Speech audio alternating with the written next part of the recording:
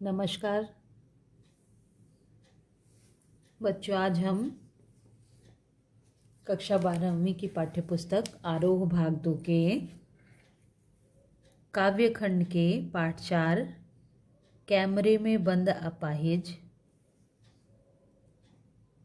जिसके कवि हैं रघुवीर सहाय जी, इनका जीवन परिचय देखेंगे। रघुवीर सहाय समकालीन हिंदी कविता के संवेदनशील कवि हैं। इनका जन्म लखनऊ, उत्तर प्रदेश में सन 1929 में हुआ था। इनकी संपूर्ण शिक्षा लखनऊ में हुई। वहीं से इन्होंने अंग्रेजी साहित्य में एमए किया।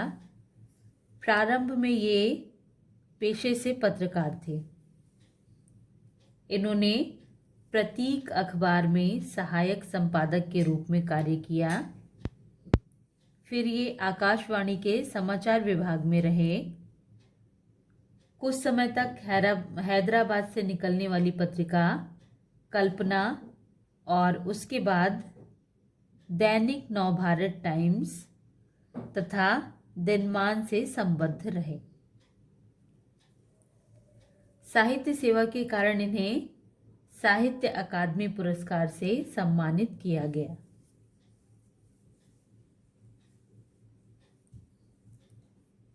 इनकी मृत्यु सन 1990 में दिल्ली में हुई।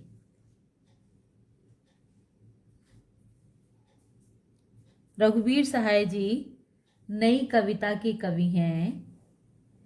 इनकी कुछ आरंभिक कविताएं अज्ञेय द्वारा संपादित दूसरा सप्ताह, जो कि सन 1935 में प्रकाशित हुई थी, इनके महत्वपूर्ण काव्य संकलन है।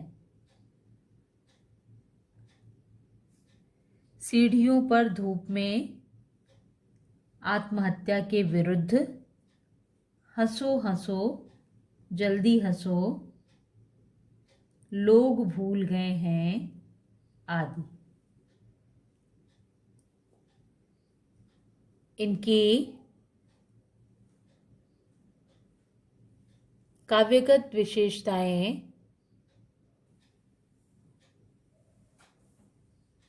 रघुवीर सहाय ने अपने काव्य में आम आदमी की पीड़ा को व्यक्त किया है। ये साठोत्तरी काव्य लेखन के सशक्त, प्रगतिशील व चेतना संपन्न रचनाकार हैं। इन्होंने सड़क, चौराहा, दफ्तर, अखबार, संसद, बस, रेल और बाजार की बेलौश भाषा का कविता में प्रयोग किया है। घर मोहल्ले के चरित्रों पर कविता लिखकर उन्हें हमारी चेतना का स्थायी नागरिक बनाया।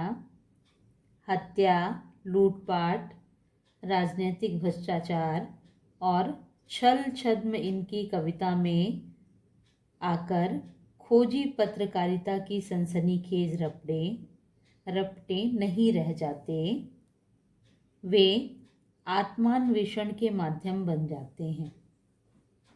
इन्होंने कविता को एक कहानीपन और नाटकीय वैभव दिया है। इनकी भाषा शैली रघुवीर सहाय ने बतौर पत्रकार और कवि घटनाओं में निहित विडंबना और त्रासदी को देखा है। इन्होंने छोटे की महत्ता को स्वीकारा है और उन लोगों व उनके अनुभवों को अपनी रचनाओं में स्थान दिया जिन्हें समाज में हाशिए पर रखा गया है। इन्होंने भारतीय समाज में ताकतवरों की बढ़ती हैसियत व सत्ता के खिलाफ भी साहित्य और पत्रकारिता के पाठकों का ध्यान खींचा है। रघुवीर सहाय जी ने अधिकतर बातचीत की शैली में लिखा है। ये अनावश्यक शब्दों के प्रयोग से बचते हैं। भयाक्रांत अनुभव और आवेग रहित अभिव्यक्ति, अनावश्यक शब्दों के प्रयोग से बचना,